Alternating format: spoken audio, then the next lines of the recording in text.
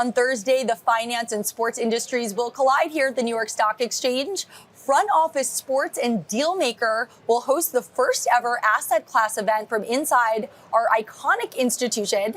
Ben Horney, deals reporter for Front Office Sports, joins me now. Ben, welcome to the New York Stock Exchange. Hi, Ashley. Thanks so much for having me. All right, so asset class started out, it's a twice weekly newsletter, Yep. and it morphed into this event. Can you take us through that? Yeah. Tell us what the event will entail and how that happened. Yeah, so like you said, it's a twice weekly newsletter. So I'm pumping out content every week. It's based on the news. I'm analyzing what's happening, writing about everything with regard to money in sports, which is just an exploding asset class into of itself. We decided that we wanted to bring this to life. We've been hosting more live events. We had a great live event a month ago, Tuned In. We had Adam Silver, Rob Manfred, a bunch of others, and that was great, broke a lot of news, and we're planning to do the same here with asset class. So we have a really exciting list of speakers and panels. I'll be moderating a couple of panels tomorrow, and certainly I can get into it, but yeah, we're bringing it to life. Yeah, one of those panels is money models in sports. You're going to be talking about private equity. Take us through that. What can participants expect? Yeah, so private equity is one of the big topics of conversation. Private equity is an interesting thing in sports because it doesn't exactly make sense on its face. Private equity likes to invest for certain specific time horizons and then get out with a return. Sports investments are historically longer term. I mean, especially teams, they're trophy assets.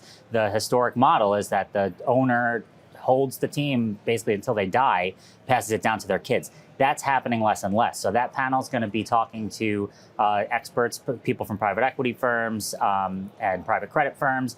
And we're going to be talking about how things are evolving in the sports ownership field. You have private equity are involved in all the major sports leagues now. What should people know about that evolution in college and pro sports? Yeah, so it's across the board. It's college sports, it's youth sports, it's pro sports. Private equity sees opportunity here. They see opportunity to make money, and it's also a fun asset class to be in, right? In college, everyone's kind of still dancing around. I always like to describe it as like a middle school dance where you have private equity on one side and you have schools on the other side, and they're not quite sure how to mesh. We've been reporting on this supposed private capital deal that might happen with the Big Ten, but there's questions about it because there's sensitivity issues with regard to schools. But everyone that I speak to does expect that we're going to see private equity get into college, sooner than later. At some point, the dam will break. A partner from Carlisle told me over the summer.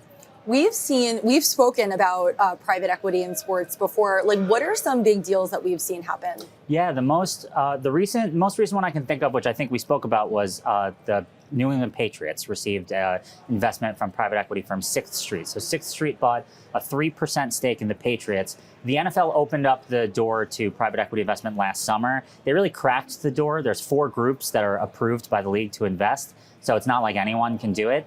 And the stakes are very limited. It's, this goes across the board in all the leagues.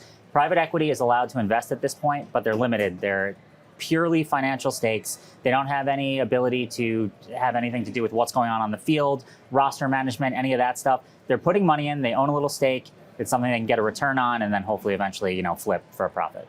I know that you've also covered Oura, yes, which tracks fitness and sleep. It's the ring, the Oura ring. Recently announced $900 million funding, $11 billion valuation. What is your take on that? Yeah, I mean, insane valuation, right? With a lot of the stuff that I write about, it's hard to wrap your arms around what these numbers mean. $11 billion valuation. The thing that stood out to me about that, which I wrote about, is that the Oura rings started as, they were being advertised by sports stars, LeBron James, Chris Paul, Jalen Brunson, even more recently, New York. They do a lot in the defense tech sector now, which I think plays a role in why their valuation was so high. They have government contracts. The military uses them to track biometric data for soldiers and troops, and it gives them a lot of information to help them with readiness and track their sleep and monitor their heart rate and all that stuff. All right, and back to tomorrow, what else can people expect who will be attending? So we have John Ledecky, the owner of the New York Islanders.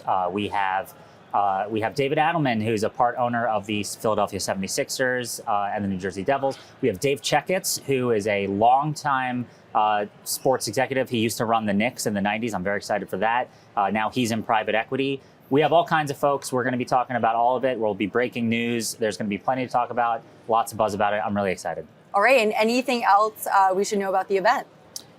It's going to be great. We'll have videos on YouTube. Everyone should watch. I think it's going to be a packed house. And like I said, I'm sure we're going to break a lot of news. So, yeah. All right, great. Ben Courtney, thank you so much for joining us at the New York Stock Exchange from Front Office Sports. Thanks for having me.